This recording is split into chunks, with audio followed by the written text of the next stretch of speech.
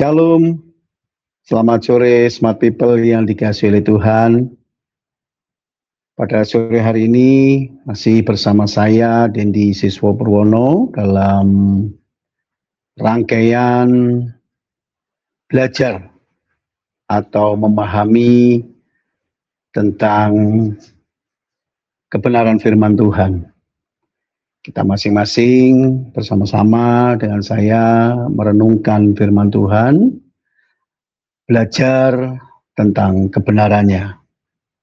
Baik, sebelum kita membahasnya lebih jauh, merenungkannya lebih dalam, baiklah kita akan berdoa terlebih dahulu.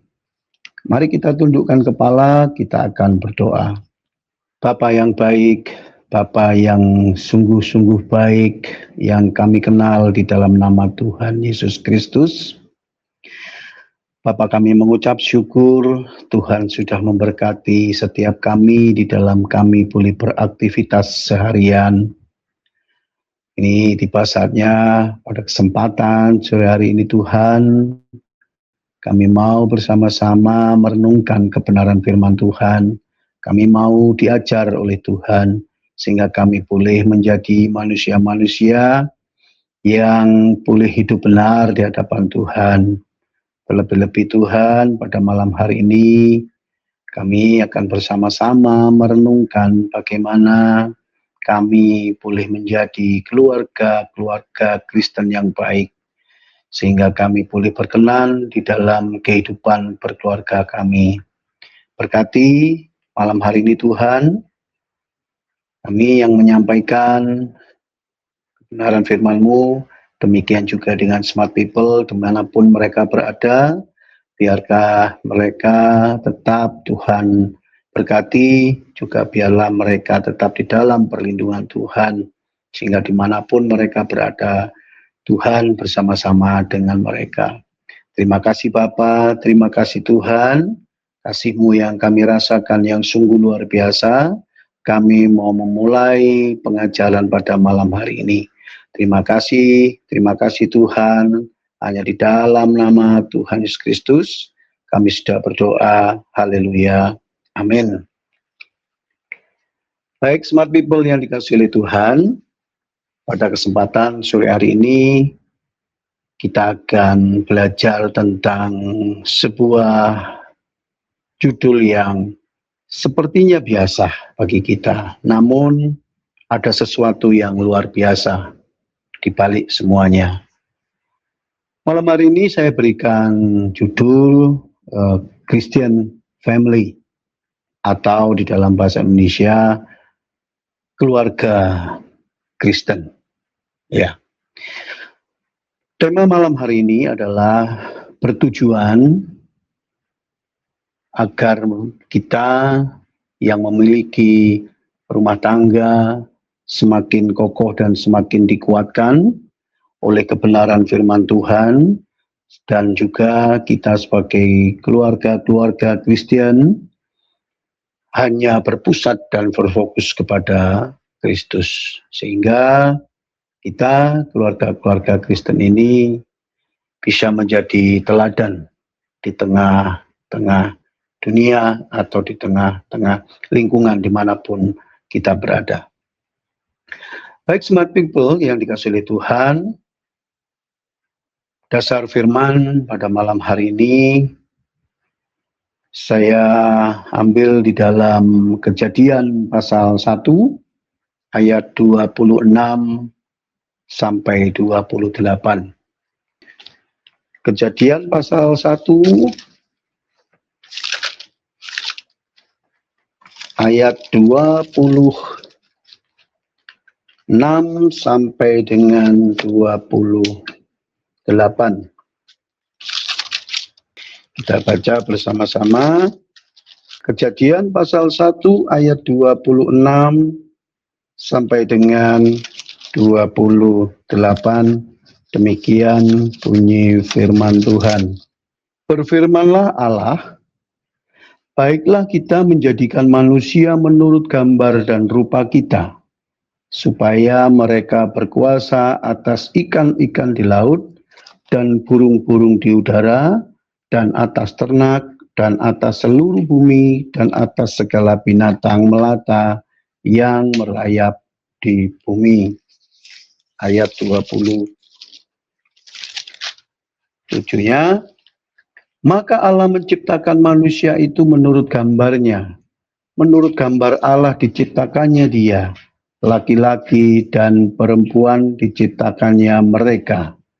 Ayat 28, Allah memberkati mereka, lalu Allah berfirman kepada mereka, beranak cuculah dan bertambah banyak, penuhilah bumi dan taklukkanlah itu, berkuasalah atas ikan-ikan di laut dan burung-burung di udara dan atas segala binatang yang merayap di bumi.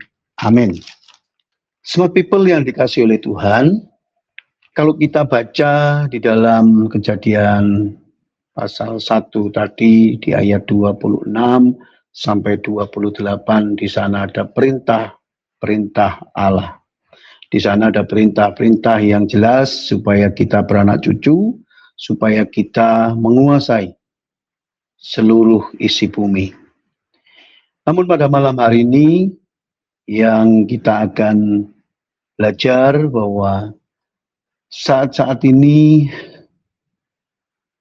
banyak keluarga-keluarga yang sedang dalam tekanan, sedang dalam serangan-serangan, atau sedang dalam kondisi permasalahan antara orang tua dengan anak, antara suami dengan istri, antara anak dengan orang tuanya, semuanya mengalami tekanan, mengalami sebuah serangan-serangan.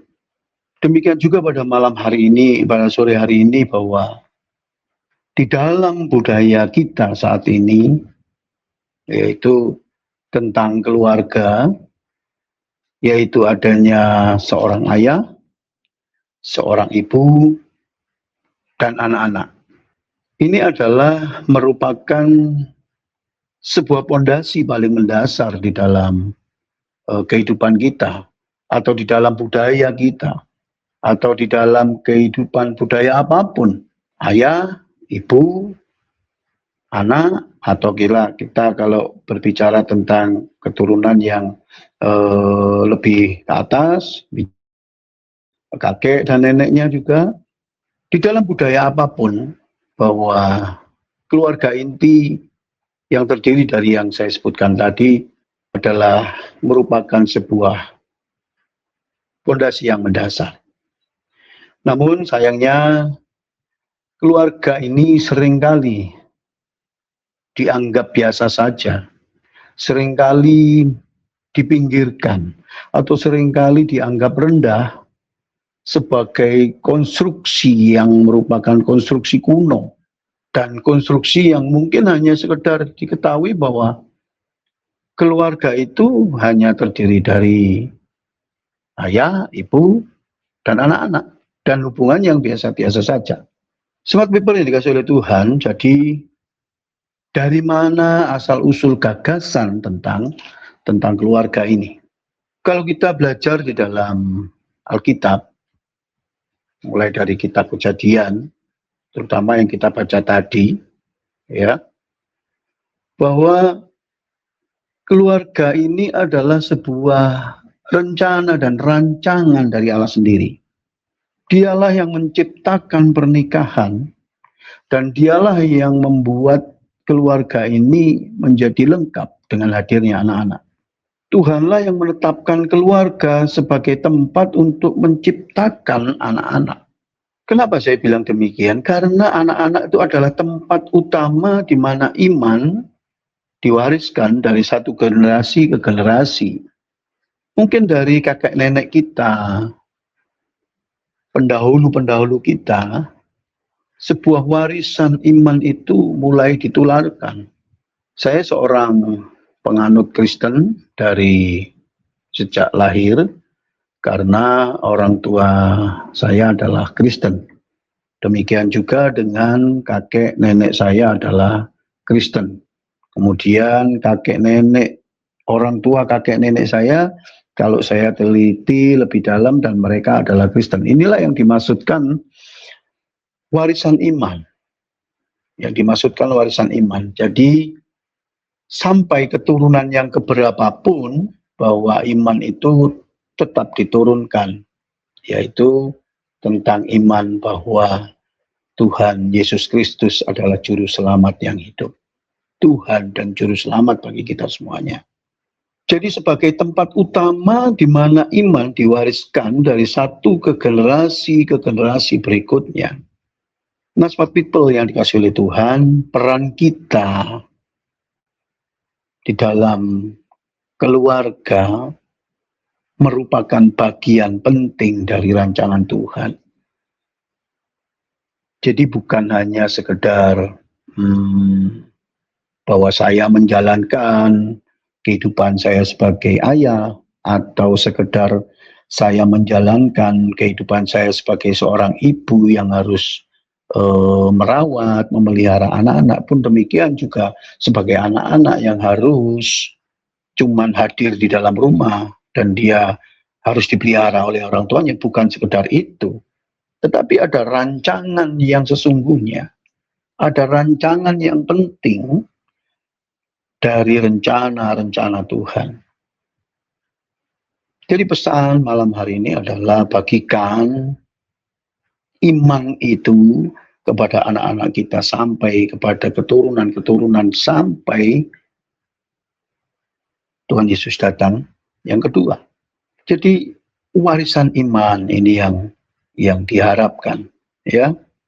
Suatu yang dikasih oleh Tuhan, bahkan di dalam ayat-ayat Alkitab yang sering kita baca, ya, di dalam firman Tuhan banyak mengajarkan tentang bagaimana nafas keluarga Kristen ini. Seperti di dalam Kolose 3 ayat 14. Kolose 3 ayat yang ke-14, boleh kita baca bersama-sama. Dan di atas semuanya itu kenakanlah kasih sebagai pengikat yang mempersatukan dan menyempurnakan. Buka lagi di dalam Efesus 5 ayat 21 sampai 23. Kolose pasal 5 ayat 21, demikian bunyi firman Tuhan, dan rendahkanlah dirimu seorang kepada yang lain di dalam takut akan Kristus. Ayat 22, hai istri, tunduklah kepada suamimu seperti kepada Tuhan. Ayat 23, karena suami adalah kepala, istri sama seperti Kristus adalah kepala jemaat. Dialah yang menyelamatkan tubuh. Saudara, smart people yang dikasihi oleh Tuhan, dari dua ayat ini kita belajar, ya, kita harus mengenalkan kasih, kemudian suami memperlakukan istri seperti apa, demikian suami istri harus tunduk kepada suami. Ayat-ayat ini mengajarkan kepada kita adalah sebuah kasih dalam keluarga, sebab keluarga adalah lembaga pertama yang di dalam sejarah manusia yang pertama kali dibentuk. Jadi saya ulangi, keluarga adalah lembaga pertama kali dalam sejarah manusia ini dibentuk. Jadi atas inisiatif langsung dari Allah. Bahkan sebelum organisasi gereja, ataupun komunitas, ataupun bangsa, keluarga ini adalah lembaga yang pertama kali diciptakan. Sehingga bagaimana keluarga ini bisa terbentuk dengan baik? Bagaimana keluarga ini bisa saling mengasihi satu dengan yang lain? Kalau pondasi dasarnya kita tidak mengetahui, kalau kita dasar-dasar daripada keluarga itu kita tidak mengetahui. Jadi smart people yang dikasihi oleh Tuhan, perkenalkan saya mengutip bahwa di dalam tulisan seorang Martin Luther pun menyebutkan suatu istilah di dalam bahasa Latin yaitu Ecclesiola in Ecclesia, yang berarti keluarga adalah gereja kecil di dalam gereja. Apa yang terjadi di dalam keluarga sangat menentukan kehidupan iman anggotanya. Makanya saya sangat setuju dan sangat appreciate sekali terhadap gereja-gereja yang concern tentang ibadah-ibadah keluarga. Kita tahu ada Komsel, ada KUL, kemudian ada FA, ada JG, dan lain sebagainya. Ini adalah sebuah tindakan yang membuat dasar daripada sebuah gereja itu menjadi lebih kuat. Karena iman di dalam gereja, iman di dalam keluarga-keluarga dalam gereja ini boleh dibentuk dengan baik. Semakin hari bertumbuh, semakin hari menjadi kekuatan yang sempurna, bahwa di dalam keluarga itu dasar daripada kasih itu bisa dikembangkan. Bagaimana orang tua, suami mengasihi istri, demikian sebaliknya. Anak-anak yang menghormati orang tuanya, orang tua yang menghargai anaknya. Tali jalinan, tali kasih inilah yang diutamakan di dalam sebuah keluarga. Jadi saya mengatakan bahwa sebuah gereja kecil di dalam gereja ini memiliki makna bahwa keluarga itu adalah tiang daripada keberadaan gereja. Bagaimana gereja ini bisa menjadi kuat? Karena keluarga-keluarga yang mengenal Tuhan, keluarga-keluarga yang mempunyai iman, keluarga-keluarga yang takut akan Tuhan. Jadi kalau keluarga-keluarga ini memiliki iman yang besar, yakin dan percaya bahwa gereja akan semakin diberkati. Smart people yang dikasihi oleh Tuhan, adapun yang menjadi dasar secara teologis di dalam keluarga ini adalah kasih Kristus. Kasih Kristus itu adalah lebih dari sekedar sebuah perasaan. Ya, kasih Kristus itu bukan sekedar sebuah perasaan, tetapi sangat bermakna dan berakar di dalam rumah tangga.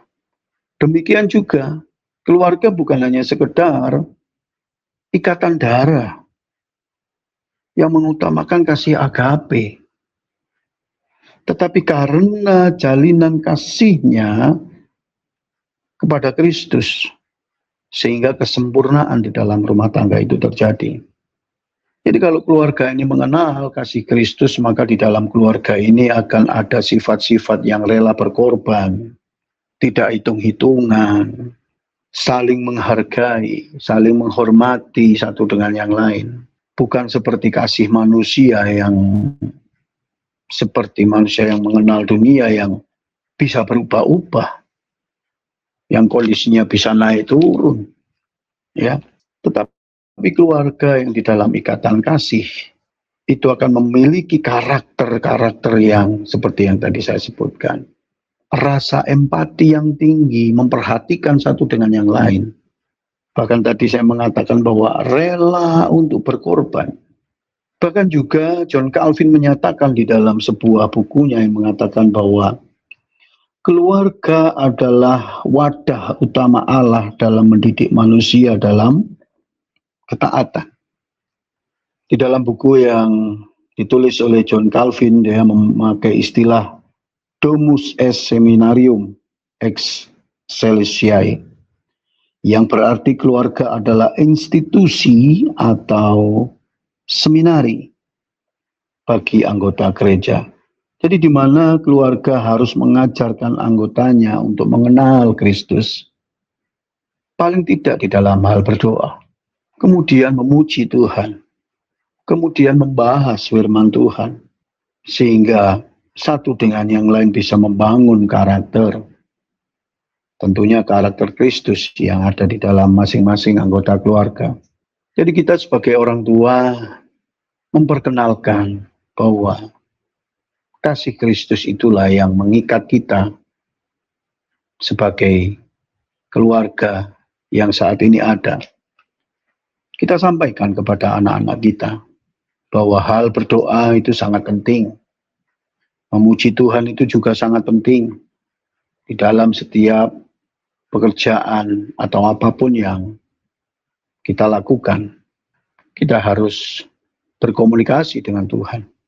Sehingga di dalam melaksanakan keluarga, kita sebagai suami, sebagai istri, demikian juga dengan anak-anak, menjalankan posisi kita dengan jalinan kasih dari Kristus. Maka lambat laun karakter-karakter dunia yang ada dalam diri kita akan terkikis menjadi karakter-karakter Kristus yang ada di dalam keluarga kita. Smart people yang dikasihi oleh Tuhan, oleh sebab itu peran orang tua sangatlah penting. Karena orang tua harus menjadi teladan bagi anak-anaknya. Menjadi contoh yang baik di dalam mendidik anak-anak di dalam Tuhan. Kita sebagai manusia biasa memang tidak bisa luput dari setiap persoalan. Kita tidak bisa luput dari setiap permasalahan. Sehingga mungkin sedikit banyak kita mengabaikan firman Tuhan. Kita mengabaikan doa. Kita mengabaikan pujian-pujian. Bahkan suatu ketika kita mengabaikan untuk tidak datang beribadah. Jadi jangan sampai bahwa kita sebagai orang tua memberikan contoh yang tidak baik. Kita sebagai patron, kita sebagai contoh teladan bagi anak-anak kita. Hingga dorongan semangat itu timbul dari diri kita untuk menyemangati bahwa kita harus tetap berkomunikasi dengan Tuhan di dalam doa. Kita senantiasa mengucap syukur, memuji Tuhan, merenungkan firman-Nya siang dan malam. Kita membaca firman Tuhan. Jadi perilaku seperti inilah yang kita berikan kepada anak-anak kita. Sehingga anak-anak kita mampu mengenal siapa Tuhan yang benar. Smart people yang dikasihi oleh Tuhan, demikian juga ada kutipan dari seorang pendeta dari Belanda yang bernama Herman Bavinck dalam bukunya yang mengatakan bahwa keluarga adalah sebuah lembaga ilahi. Keluarga adalah sebuah dasar di dalam cara mendidik dan ruang pertama bagi anak-anak untuk belajar tentang iman dan kasih Allah. Jadi Herman Bavinck menekankan bahwa pendidikan iman tidak bisa dilepaskan dari kehidupan sehari-hari di rumah. Bagaimana kita bisa mencontohkan kepada anak-anak jika kita sendiri mengalami kelemahan? Karena di dalam kehidupan sehari-hari kita pasti akan kembali ke dalam rumah. Kembali ke dalam rumah tangga kita, kembali di tengah-tengah keluarga kita, kembali lagi berkomunikasi setiap hari dengan istri dan anak-anak, suami dengan istri dengan suami, demikian juga sebaliknya. Sehari-hari meskipun kita dihadapkan dengan mungkin kesibukan pekerjaan di luar, tetapi kita harus tetap pulang untuk bertemu dengan mereka. Bahwa pendidikan iman ini tidak bisa dilepaskan daripada keluarga Kristen yang ada. Smart people yang dikasihi oleh Tuhan, ada dasar firman juga kita baca di dalam Amsal 22 ayat yang ke-6. Demikian bunyi firman Tuhan, didiklah orang muda menurut jalan yang patut baginya, maka pada masa tuanya pun ia tidak akan menyimpang daripada jalan itu. Smart people yang dikasihi oleh Tuhan, maksud daripada ayat ini adalah jika kita memberikan teladan yang baik kepada anak-anak kita, maka anak-anak kita akan menjalankan teladan yang baik itu di kemudian hari yang nantinya akan diteruskan menjadi sebuah warisan iman, menjadi sebuah karakter yang baik. Jadi kalau kita mendidik anak-anak muda dengan karakter yang baik, dengan pengenalan akan Kristus, maka mereka akan menjalankan ini semuanya bagi kehidupan mereka kelak. Juga di dalam Ulangan pasal 6 ayat yang ke-6 sampai dengan 7. Ulangan pasal 6 ayat yang ke-6. Demikian bunyi firman Tuhan, apa yang kuperintahkan kepadamu pada hari ini, haruslah engkau perhatikan. Ayat yang ke-7, engkau mengajarkannya berulang-ulang kepada anak-anakmu dan membicarakannya apabila engkau duduk di rumahmu, apabila engkau sedang dalam perjalanan, apabila engkau berbaring, dan apabila engkau bangun. Amin. Semua people yang dikasihi oleh Tuhan. Ulangan 6 ayat 6 sampai 7 tadi mengatakan, ayat yang ke-7. Apapun kondisi kita, dimanapun kita berada, kita harus mengajarkannya berulang-ulang kepada anak-anak. Mengajarkan berulang-ulang kepada teruna-teruna kita. Dan membicarakannya pada saat kita duduk-duduk di rumah, pada saat kita dalam bepergian, pada saat kita mungkin menjelang tidur malam, istirahat malam, apalagi pada saat kita bangun pagi. Yang kita bicarakan apa? Yang kita bicarakan adalah firman Tuhan. Jadi ayat-ayat yang di atas tadi mengajarkan kepada kita bagaimana itu diberikan atau diajarkan firman-firman Tuhan itu kapan saja, di mana saja. Ayat ini juga mengajak kita sebagai orang-orang yang Kristen, orang-orang Kristen untuk mengajarkan kebenaran firman Tuhan kepada anak-anak kita. Inilah yang dimaksud mendidik, mengajar kepada mereka. Sehingga di dalam kehidupannya kelak, yakin dan percaya mereka tidak akan menyimpang ke kiri dan ke kanan. Dia akan menjalankan seperti apa yang kita contohkan. Bahkan pengajaran-pengajaran ini, saudaraku, harus kita ajarkan sejak dini. Sehingga firman Tuhan itu menjadi dasar kehidupan kita. Menjadi dasar kehidupan mereka. Sejak mereka kecil. Mungkin sejak mereka belum bisa berkata apa-apa. Kita senantiasa menyuarakan, kita senantiasa membicarakan, kita senantiasa menyampaikan kebenaran firman Tuhan. Membaca firman Tuhan. Kita perdengarkan kepada mereka, anak-anak yang mungkin saat ini ada keluarga-keluarga kecil, atau ada keluarga-keluarga yang baru mendapatkan anak, yang anak-anak mereka masih dalam usia balita, mulailah diperdengarkan tentang firman Tuhan. Sebab inilah pondasi dasar daripada kehidupan mereka kelak. Jika mereka senantiasa diperdengarkan dengan firman Tuhan, mereka akan bertumbuh dengan firman itu. Dan mereka akan mempercayai bahwa firman itu nyata di dalam kehidupan mereka kelak. Dan mereka akan berharap kepada Tuhan. Dan mereka akan senantiasa mempunyai pemikiran bahwa Tuhan yang ajaib, Tuhan yang dahsyat, dapat menolong mereka dimanapun mereka berada. Jadi pengajaran-pengajaran, didikan-didikan inilah yang diharapkan sehingga kita bisa memperkenalkan Tuhan yang benar di dalam kehidupan keluarga kita kepada anak-anak kita. Selain kita mengajar kepada mereka, selain kita mendidik, di satu sisi hal positif bisa mengarahkan mereka, di sisi positif yang lain kita sebagai orang tua, kita akan diperbaharui. Hari demi hari kita akan diperbaharui tentang karakter kita. Jadi kalau kita mengajarkan sesuatu yang baik, tentunya kita akan berperilaku yang baik. Sehingga tidak mungkin kita mengajarkan sesuatu yang baik, kemudian kita berperilaku tidak baik.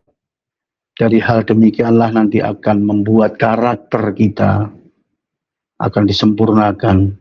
Karakter kita akan diperbarui. serta-merta kita juga akan diajar oleh Tuhan.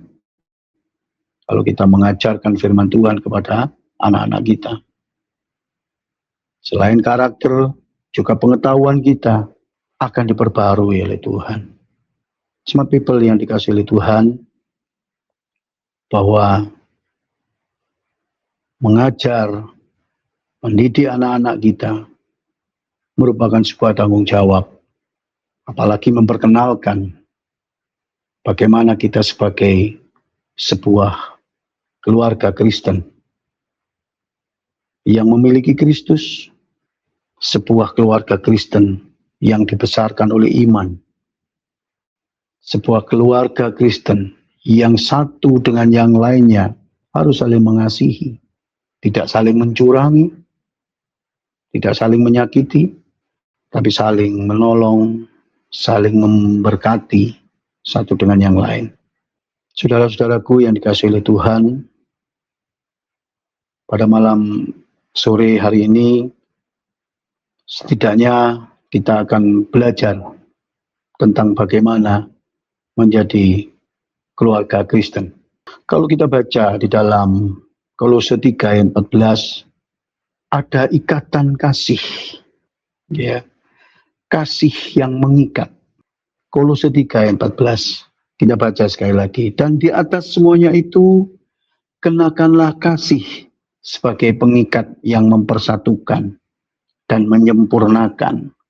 Artinya kasih Kristuslah yang menjaga keluarga agar tetap utuh di tengah konflik dan mungkin perbedaan-perbedaan, perbedaan pendapat, perbedaan-perbedaan karakter.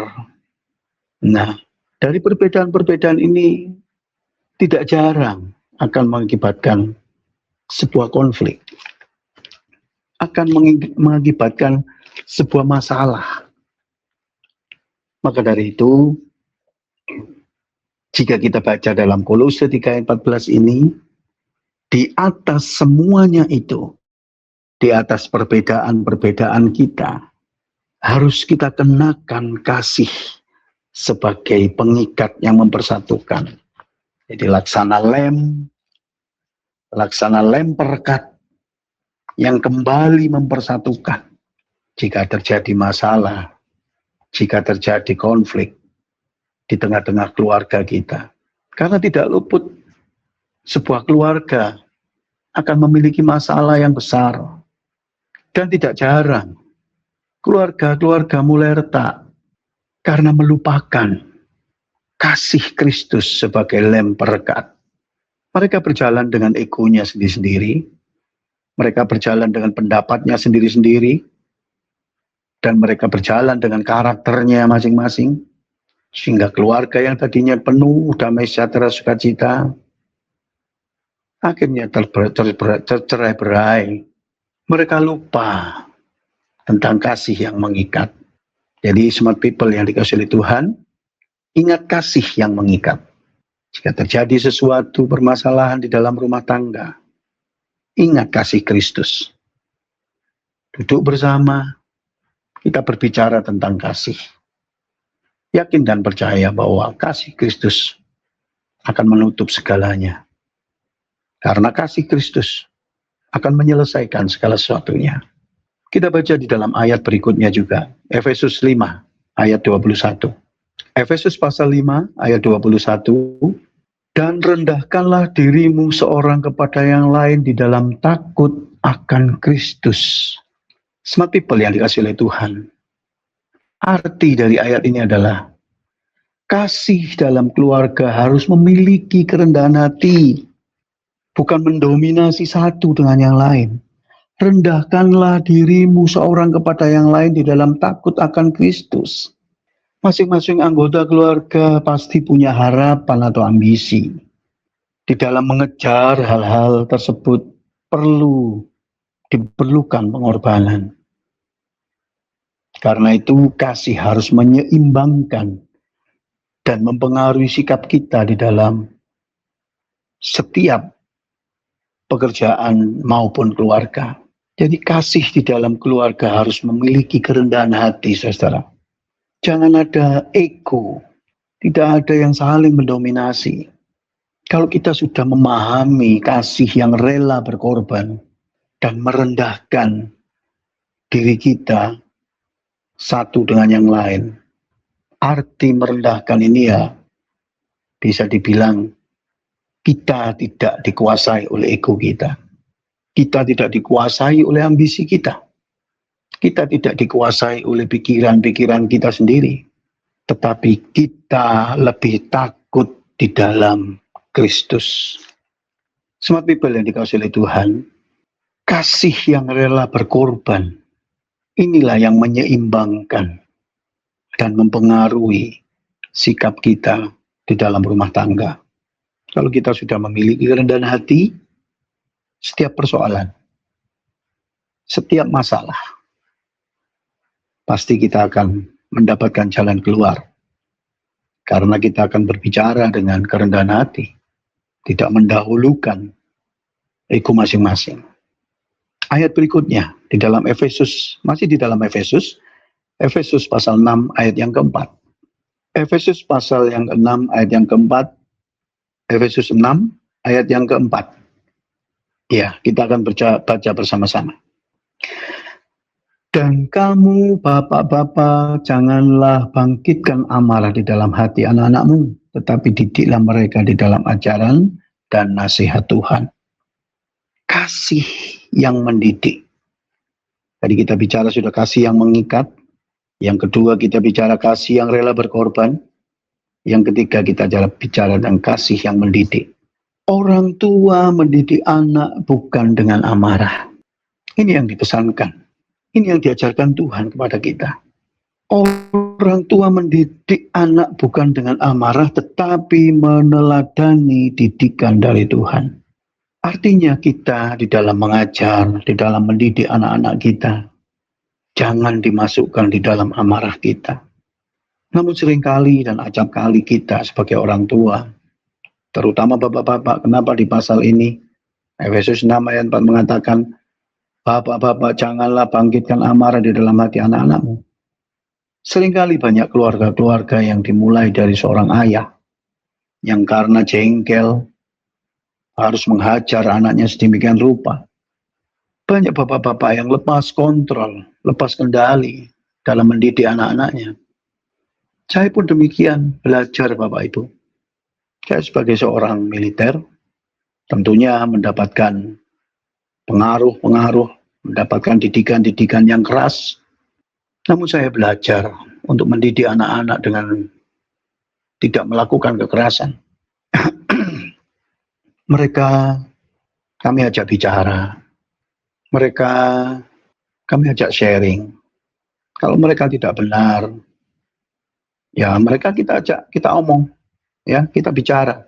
Apalagi orang tua saat ini yang memiliki anak usia SD, SMP maupun SMA.